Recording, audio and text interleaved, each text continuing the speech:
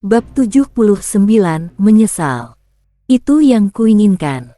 Saat itu, Mubei bertiga sudah jauh meninggalkan aula disiplin. Berpisah dengan si Zhenhao, Mubei dan Yi pulang ke paviliun kecil mereka. Hari-hari berikutnya, Mubei terus berdiam di halaman untuk berlatih. Sejak mencapai puncak ranah pemeliharaan Qi, batu roh yang ia habiskan tiap hari meningkat tajam. Batu roh kelas 2 kualitas tinggi, sehari bisa habis puluhan keping. Kalau memakai batu roh yang kualitasnya di bawah itu, jumlahnya harus lebih banyak lagi. Dengan pasokan batu roh, kekuatannya meningkat stabil. 3 hari berlalu. Hari itu, ia ke kediaman Pangeran ke-9 untuk melakukan terapi jarum pada Jenderal Agung. Menjelang sore, ia pulang bersama Yi. Jalanan kota kekaisaran penuh sesak, riuh dan semarak. Yi memeluk lengan Mubei dengan satu tangan lainnya menggenggam balon. Wajahnya cerah sekali. "Kak, ada yang membuntuti kita?" tanyanya, kening berkerut. Mubei mengangguk. Sejak beberapa puluh napas yang lalu ia sudah merasakan ada yang mengekori. Auranya juga tidak lemah. Ia tidak menunjukkan perubahan. Ia menarik Yi, lalu menelusuri sebuah gang sunyi. Mereka berjalan beberapa saat. Di depan ternyata buntu. Gang itu adalah jalan mati. Mubei berhenti dan berbalik. 6 pria parubhaya berdiri berjejer. "Dengan sengaja mengulur kami ke sini. Kamu cukup berani, atau sangat congkak?" Mirip seperti yang Han Changli gambarkan, ucap pria berjubah bermotif ular, tatapannya haus darah seperti binatang buas. "Tenang, kami tidak akan membunuhmu. Tugas kami hanya membuatmu cacat, lalu menyeretmu ke hadapan Han Changli." Seorang pria kurus melangkah menghampiri Mubei sambil menyeringai. "Semudah ini sudah bisa membunuh binatang tingkat 7. Aku tidak percaya. Biarku." Belum sempat ia rampungkan kalimatnya, ujung kaki Mubei menjejak tanah. Tubuhnya melesat dekat. Satu kilatan dingin menyapu. Darah menyembur. Kepala pria itu terpental miring, jatuh dan menghantak tanah. Adik ketiga. Wajah pimpinan berjubah ular seketika berubah. Adik ketiga mereka hampir menembus tahap tengah ranah penyatuan, tapi dipenggal satu tebas oleh Mubei. Pantas Han Changli berani mengeluarkan 200.000 untuk menyuruh kami turun tangan. Memang tidak sederhana. Sangat tidak sederhana. Pria berjubah ular menyeringai, wajahnya bengis. "Tapi sehebat apapun kamu, berani membunuh saudara kami, kamu harus mati. Keparat, ketua, kita sikat bareng." Putuskan urat tangan dan kakinya, cungkil kedua matanya. "Balaskan dendam adik keempat." 4 orang lainnya berteriak, menatap Mubei garang. Mereka mencabut senjata masing-masing. Aura ranah penyatuan mereka meledak bersamaan. Mubei mengangkat pedang Taulu yang berlumur darah, lalu melangkah langsung ke arah mereka. "Yang lemah kebanyakan omong," katanya. Selama sebulan lebih di kota kekaisaran, ia tahu cukup banyak. Ia mengenali orang-orang ini. Para pentolan Liu Hegang. Liu Hegang adalah kekuatan bawah tanah nomor 1 di kota. Kerjaannya urusan kotor. Pimpinannya cukup terkenal di kalangan tertentu. Beberapa waktu lalu, Mubei bahkan sempat menghajar salah satu kepala kecil mereka. Begitu kata-kata itu keluar, kecepatannya meledak. Jurus pedang 72 berputar, melahirkan puluhan bayangan pedang. Kelimanya terselimuti sekaligus. Dalam sekejap, 3 pria ranah penyatuan tahap awal sudah kehilangan kepala. Bahkan tidak sempat menjerit. Pimpinan berjubah ular dan si wakil kedua ketakutan bukan main. Mereka berlima saja, baru beradu 1 kali, sudah rontok 3 orang. Kalau bukan karena kemampuan mereka sedikit lebih kuat dan sempat mengelak, tadi pun mereka pasti mati. Anak ini paling banter 18 tahun. Bagaimana bisa segila ini? Keduanya gemetar, garang mereka lenyap. Mereka berbalik dan kabur. Mubei melangkah, Dalam kedipan matanya sudah menghadang di depan.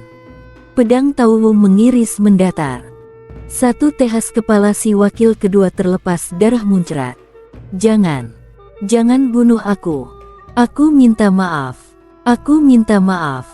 Pimpinan berjubah ular langsung berlutut. Tubuhnya bergetar. Ia menunduk dangak menyembah, memohon ampun. Kekuatan Mu Bei melampaui nalar. Jelas-jelas baru ranah pemeliharaan Ki, tetapi membantai orang ranah penyatuan semudah memotong sayur. Mu Bei menatapnya. Alamat Han Changli. Kau pasti tahu. Antarkan aku. Suara pria berjubah ular gemetar. Kau mau. Sret. Mu Bei mengayun. Tangan kiri pria itu terbang miring. Tidak perlu banyak omong. Ku bilang pimpin jalan, ya pimpin jalan, katanya. Aku pimpin. Sekarang juga. Pria berjubah ular menekan pangkal lengannya yang putus. Ia bahkan tidak berani menjerit. Sambil tersaruk-saruk, ia bangkit dan menuntun Mu Bei ke sebuah kompleks besar di sebelah timur kota. Ini tempatnya. Aku sudah mengantarkanmu. Bisa tidak kau? Mu Bei asal menebas. Kepala pria itu terbang miring. Jatuh dan menggelinding jauh. La menendang gerbang. Pintu terbelah. Ia melangkah masuk. Han Changli sedang minum teh di halaman. Seperti menunggu seseorang. Mendengar suara itu, ia berdiri kaget, lalu melihat Mu Bei. Ia juga melihat pedang berlumur darah di tangan Mu Bei. Kau membunuh ke-6 orang itu. Pupilnya menyempit. Mu Bei berjalan mendekat. Sepertinya kau kangen Yin Ye dan Gong Xin Qi. Tidak apa. Biar ku bantu. Aku kirim kau menyusul mereka. Wajah Han Changli mendadak menyeringai bengis.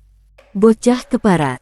Kau kira setelah membunuh 6 sampah dari Liu Hegang, kau bisa menandingi aku? Aku tidak turun tangan langsung membunuhmu bukan karena tidak mampu. Statusku tidak boleh keluar sembarangan. Di mataku, kau cuma semut. Aura ranah penyatuan tahap sempurna meledak. Seakan ia menjadi tungku api. Tubuh tuannya mendadak tampak besar dan gagah. Ia juga melangkah ke arah Mu Bei, mendengus ganas. Hari ini akan kurendam tulangmu sampai hancur. Biar kau tahu akibat menyinggungku. Wajah Mu Bei tetap datar. Hanya kecepatannya yang tiba-tiba melesat. Ia menyambar Han Changli seperti kilat. Pedangnya menukik seperti naga. Tebasan sekejap. Wajah Han Changli berubah. Ia merasakan nyeri dari tebasan ini. Ia buru-buru melompat mundur. Terlambat. Satu suara basah. Tangan kanan Han Changli tertebas putus. Ia mundur terseret, terkejut sekaligus marah, menatap Mu Bei. Bagaimanamu? Belum selesai, Mu Bei sudah tiba lagi di depan. Satu cambuk kaki menfapu. Han Changli terpelanting. Mu Bei menjejakkan kaki di dadanya. Suaranya dingin. Barusan kau bilang mau melakukan apa padaku? Han Changli kaget dan murka. Ia tidak menyangka Mu Bei setangguh ini. Dengan ranah penyatuan tahap sempurna, ia tetap kalah. Ia memaksa membentak. Aku seorang penatua Akademi Kekaisaran. Jika kau membunuhku, Akademi tidak akan melepaskanmu. Mu Bei menunduk, senyum mencemooh. Kau tahu kenapa Liu Ying selalu berpihak padaku? Karena aku berada di pihak yang benar. Itu satu. Tapi ada satu hal lain, yang lebih penting, ujarnya. Pedang kaisar pendahulu berkilat saat ia memanggilnya keluar. Mu Bei menenteng pedang itu, menepuk pipi tua Han Changli dengan punggung pedang. Kau harusnya kenal ini. Mata Han Changli membulat. Pedang kaisar pendahulu. Bagaimana pedang itu bisa ada di tanganmu? Mu Bei menguasai pedang kaisar pendahulu. Pedang yang dulu dipakai menggilas tiran di atas dan menebas para bajingan di bawah. Itu pedang yang diberikan kaisar terdahulu kepada Jenderal Agung. Kenapa sekarang berada di tangan Mu Bei? Apakah Jenderal Agung menghadiahkannya kepada Mu Bei? Wajah Han Changli penuh ngeri dan kebingungan. lalu berubah jadi ketakutan. Mu Bei, aku salah. Ampuni aku, kumohon. Dengan pedang kaisar pendahulu di tangan, sekalipun Mu Bei membunuhnya di depan kepala akademi, ia tidak akan menerima hukuman apapun. Saat ini, barulah ia paham kenapa Liu Ying berkali-kali menyuruhnya jangan memusuhi Mu Bei. Ketakutan dan penyesalan memenuhi seluruh wajah tuanya. Ketakutan, menyesal. Mu Bei menatapnya. Bagus. Memang itu yang kuinginkan. Satu tebas. Kepala Han Changli jatuh. Darah memerahkan tanah. Ayo. Mu Bei menyapu sekilas mayat Han Changli. Lalu ia dan Yi berbalik, melangkah pergi. Bab 80, Kediaman Gua Suandao. Tak lama, Mu Bei dan Mu Yi kembali ke paviliun cabang selatan. Sekejap saja, beberapa hari berlalu. Hari itu, Mu Bei berlatih di halaman, pedang 72, langkah angin 9 putaran, dan tinju penghancur hati. Baru 4 jam kemudian ia berhenti. Kak, istirahat dulu. Aku ke dapur masak, kata Mu Yi, lalu melesat masuk ke dapur. Tak lama, hidangan-hidangan cantik memenuhi meja. Setiap satu terlihat seperti buatan koki profesional. Baru melihatnya saja sudah bikin lapar. Memang adikku yang terbaik, Mu Bei memuji. Saat itu, seorang kakek mendorong pintu masuk. Melihat penandangan itu, ia langsung tertawa. Datang pas timingnya lebih bagus daripada datang cepat. Kebetulan perutku kosong, katanya. Mu Bei terkejut lalu bangkit. Kepala Akademi Su, katanya. Kakek ini adalah kepala Akademi Kekaisaran, Su Zengyi. Su Zengyi berjalan mendekat, duduk begitu saja, menghirup aroma masakan dalam-dalam. Bagus, bagus, keterampilan setara koki, katanya. Mu Yi buru-buru mengambil satu set mangkuk dan sumpit untuknya. Kepala Akademi datang, apakah ada urusan? Tanya Mu Bei. Makan dulu, nanti saja bicara. Su Zengyi mengunfah sambil menelan terburu-buru, katanya. Meja cepat kosong. Su Zengyi mengusap mulutnya, lalu sendawa puas. Mu Yi merapikan meja. Ia membawa satu teko teh King Luo dan menuangkannya untuk Mu Bei dan Su Zengyi. Su Zengyi melirik Mu Yi, lalu berkata kepada Mu Bei, kamu ini beruntung sekali. Mu Bei tersenyum tipis, menatap Su Zengyi, menunggu sang kepala akademi menjelaskan maksud kedatangannya. Han Changli sudah mati. Su Zengyi menatapnya. Oh, Mu Bei terkejut. Itu penatua Akademi Kekaisaran. Siapa yang berani? Bocah, mau pura-pura apa? Menurutmu aku, sebagai kepala akademi, datang hanya buat ikut-ikutan. Aku ini bukan tanpa otak. Su Zengyi melirik tajam. Mu Bei terdiam. Ia berdeham 2 kali, lalu menjelaskan singkat kejadian yang sebenarnya. Nah, begitu kan masuk akal. Aku ini bukan orang yang tak tahu aturan, kata Su Zengyi. Mu Bei mengacungkan jempol. Kepala akademi bijak sekali, katanya. Yang itu memang harus kuakui, ucap Su Zengyi setuju. Mu Bei terdiam. Sudah, kembali ke pokoknya, kata Su Zengyi. Ia mengeluarkan sebuah tanda perak sebesar telapak tangan, dengan satu huruf, Sun, terukir di atasnya. Apa itu? Mu Bei penasaran. Kerajaan Qin berbatasan dengan Chu. Di sekelilingnya ada Qi, Xia, Zhou, dan Wei. Bersama-sama disebut 6 kerajaan. Itu kamu pasti tahu, kata Su Zengyi. Beberapa hari lalu, di pusat wilayah 6 kerajaan, Pegunungan Sanglo, ditemukan sebuah kediaman gua. Diduga peninggalan seorang ahli Suandao. Sekarang, 9 Dongtian di Changzhou sudah mengambil alih tempat itu. Mereka memberi masing-masing kerajaan sejumlah tanda izin masuk, memperbolehkan orang tertentu masuk dan menyelidiki. Mu Bei sedikit terkejut. Dalam jalur kultivasi, ada 5 ranah besar, Wudao, Yuandao, Suandao, Hundao, dan Xiandao. Seorang ahli di tingkat Suandao sudah berada di ranah besar ketiga. Kekuatannya cukup untuk menyapu bersih Changzhou. Di pegunungan Sanglu benar-benar ditemukan kediaman gua milik sosok selevel itu. Di tengah rasa heran, ia tak bisa tidak memikirkan satu hal lain. Kalau 9 Dongtian sudah menguasai kediaman gua itu, kenapa masih memberikan tanda izin masuk? Kalau tidak begitu, para kultivator dari 6 kerajaan akan datang tanpa henti. Repot.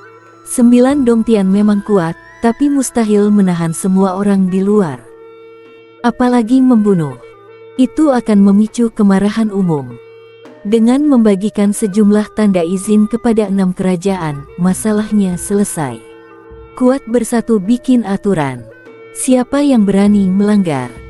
Selain itu, demi adil, baik 9 Dongtian maupun 6 kerajaan, yang boleh masuk kali ini hanya generasi muda. Tentu saja, yang disebut adil itu omong kosong. Kalau muncul harta yang terlalu mengejutkan, para tetua dari sekta-sekta Dongtian pasti turun tangan, ujar Su Zengyi. Mu Bei mengangguk paham. Matanya lalu berkilat. Ia menatap Su Zengfi, kenalah akademi tanda izin ini untukku kan? Jelas saja. Kalau bukan buat kamu, masa aku datang buat ngobrol iseng? Kata Su Zengyi. Lagi pula, Sue Sizong si kakek tua itu dan Chen Bo si bocah polos itu sama-sama menilai kamu tinggi. Dan kamu juga tidak membuatku sebal. Kalau tidak, mana mungkin benda ini ada hubungannya denganmu? Mu Bei segera menyimpannya. Terima kasih, Kepala Akademi, katanya. Sebuah kediaman gua yang diduga ditinggalkan ahli Suandao jelas tidak sederhana. Mungkin ada banyak barang berharga. Kesempatan begini benar-benar langka. Su Zengyi hanya bergumam, lalu mengulurkan tangan padanya. Mu Bei sempat bengong, lalu paham. Ia menyerahkan 5 batang dupa ilusi Suan kepada Su Zengyi. Bagus. Kamu tahu aturan. Su Zengyi menyeringai. Ia menatap Mu Bei. Kediaman gua itu akan terbuka 7 hari lagi. Dari sini ke sana, perjalanan kira-kira makan waktu 6 hari. Berangkatlah sebentar lagi, katanya. Di dalam nanti, tetap waspada.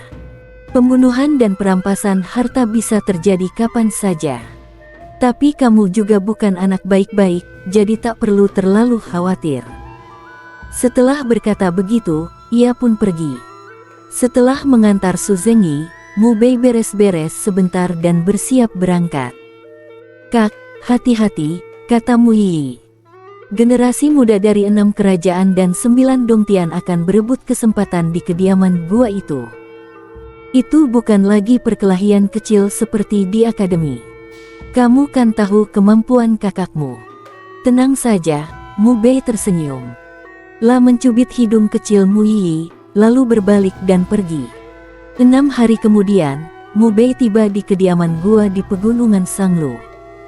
Di depan, ada mulut gua sekitar 3 meter. 2 orang kakek berjaga di kedua sisi. Saat itu, tempat ini sudah didatangi banyak orang. Seorang pemuda berseragam militer Chu berjalan mendekati. Orang Qin? Tanyanya. Mu Bei hanya meliriknya dan tidak menanggapi. Tidak mau ngaku pun percuma. Aku bisa lihat. Pemuda itu menyeringai. Aku spesialis membantai orang Qin. Ia melayangkan tinju ke wajah Mu Bei. Mu Bei menangkap tinjunya dan menekan ke bawah. Seketika terdengar suara tulang remuk. Wajah pemuda itu berubah. Sialan, aku. Belum sempat selesai, Mu Bei sudah lebih dulu menghantamkan 1 pukulan ke dadanya. Pemuda itu memegangi dada sambil meraung. Darah muncrat dari mulutnya, bercampur ke pinggan organ. Ia kejang beberapa kali lalu tak bergerak lagi. 2 kakek di luar gua tetap tanpa ekspresi, seolah tak melihat apa-apa. Justru seorang pemuda berjubah biru maju mendekat. Kalau aku tak salah, adik junior ini pasti Mu Bei, kan? Kata pemuda berjubah biru sambil tersenyum. Kamu juga murid Akademi Kekaisaran? Tanya Mu Bei. Akademi ketiga. Jiang Yinghua, ujarnya. Ternyata senior Jiang. Mu Bei mengenali namanya. Di akademi ia cukup terkenal. Jiang Yinghua berkata, kali ini para kuat berkumpul. Kita sama-sama dari satu akademi. Nanti kita bertindak bersama saja. Bisa saling menjaga. Mu Bei mengangguk. Baik. Sebenarnya ia tidak suka berjalan bersama orang lain. Tapi bagaimanapun, mereka sama-sama orang Qin dan dari akademi yang sama. Setelah diundang, rasanya kurang enak kalau menolak. Saat itu, terdengar tawa dingin menusuk telinga. Tidak jauh dari sana, di atas sebuah batu besar, duduk seorang pemuda berjubah darah. Usianya sekitar 24. Bola matanya bergulir seperti biji kacang hijau. Ia menyeringai, menyapu orang-orang dengan tatapan. Rasanya seperti seekor hewan yang mencari mangsa. Dari negeri Zhou, Zhou Yanming, ranah Hei tahap pertengahan. Tapi kekuatannya tidak kalah jauh dari setengah langkah Zhongxi. Orang ini temperamennya sangat bengkok dan sakit. Jiang Yinghua berbisik. Di wajahnya tampak rasa gentar yang tebal. Mu Bei mengangguk, tapi tidak terlalu peduli. Pelan-pelan, makin banyak orang yang datang. Sehari pun cepat berlalu. Siang itu, kediaman gua pun terbuka. Dengan tanda izin dari 9 Dongtian, orang-orang masuk bergiliran. Di dalam, ada banyak lorong berliku. Tinggi sekitar 6 meter dan lebar sekitar 3 meter. Mu Bei dan Jiang Yinghua berjalan bersama menyusuri salah satu lorong ke dalam. Tak lama, mereka melangkah sekitar 300 meter. Di depan, tak jauh mereka melihat pemuda berjubah darah itu. Ternyata Zhou Yanming. Zhou Yanming menatap mereka berdua. Sudut bibirnya terangkat dalam senyum dingin yang membuat bulu kuduk berdiri. Wajah Jiang Yinghua berubah, hendak mundur. Swoosh! Sebuah belati pendek melesat dari tangan Zhou Yanming. Cepatnya luar biasa. Menyambar pipi Jiang Yinghua dan meninggalkan satu goresan darah. Kalian berdua, bertarunglah. Bunuh satu orang, yang satunya boleh hidup. Kalau tidak, kalian semua akan kubunuh. Zhou Yanming menyeringai. Deretan giginya jelek, bergerigi seperti gergaji. Menjijikkan. Mu Bei menatapnya. Pribadinya memang sangat bengkok dan sakit. Saat itu juga, Jiang Yinghua menebas dengan satu pedang. Mu Bei mengelak dan mundur, memandang Jiang Yinghua. Maaf ya, adik junior. Kamu juga dengar. Dari kita berdua, cuma satu yang bisa hidup. Kita tidak bisa melawan dia. Jadi, kamu mati saja. Kata Jiang Yinghua dengan kejam, mengayun pedangnya. Kali ini, ia mengeluarkan satu jurus pedang. Mu Bei memanggil pedang Tauhu, menebas sekali. Terdengar suara cipratan. Tangan yang memegang pedang milik Jiang Yinghua tertebas. Ia memegangi pangkal lengan lalu mundur terhuyung. Menghadapi tatapan dingin Mu Bei, ia menjerit ketakutan. Mu Bei, kalau kamu berani membunuhku, Akademi Kekaisaran tidak akan melepaskanmu. Kamu juga akan mati. Tatanannya makin dinginlah mengangkat pedang dan maiyu. Satu tebasan memisahkan kepala lawan. Pembantaian antar sesama memang indah dipandang. Tak pernah bosan. Hahaha. Zhou Yanming tertawa gila sambil bertepuk tangan. Ia memandang Mu Bei. Baiklah, kamu sudah membunuhnya. Kamu menang. Kamu boleh hai. Saat sampai di situ, tawanya makin edan. Kamu pikir aku akan bilang begitu? Salah. Salah besar. Kamu juga harus mati. Lebih parah lagi. Wajah Mu Bei tetap tenang. Ia mengangkat pedang Tauhu dan melangkah mendekat. Kamu sepertinya punya nyali lebih dari orang biasa. Tak apa. Sebentar lagi kamu akan ketakutan. Dan rasa takut itu lebih pantas dinikmati. Zhou Yanming menyeringai. Saat itu, kecepatan Mu Bei meledak. Dalam sekejap ia sudah di depan lawan. Pedang Tauhu melintas seperti petir. Tebasan sekejap. Wajah Zhou Yanming berubah drastis. Ia merasakan betapa mengerikannya tebasan itu, mencabut pisau darah di pinggang dan menyambut. Krek, pisau darahnya pecah. Pedang Taowu tidak melambat. Sret, tangan kanannya tertebas. Ah! Zhou Yanming menjerit dan jatuh tersungkur. Dalam waktu bersamaan, Mu Bei menebas lagi. Separuh kepalanya terpangkas. Cairan otak bercampur darah memuncrat. Dasar tolol, kata Mu Bei, lalu melangkah ke bagian yang lebih dalam. Baik Jiang Yinghua maupun Zhou Yanming, di tangan mereka tidak ada cincin penyimpanan. Tidak ada yang bisa diambil. PS, 4 update hari ini. Minta tiket bulanan ya. Terima kasih, teman-teman. Membungkuk untuk semua. Bersambung.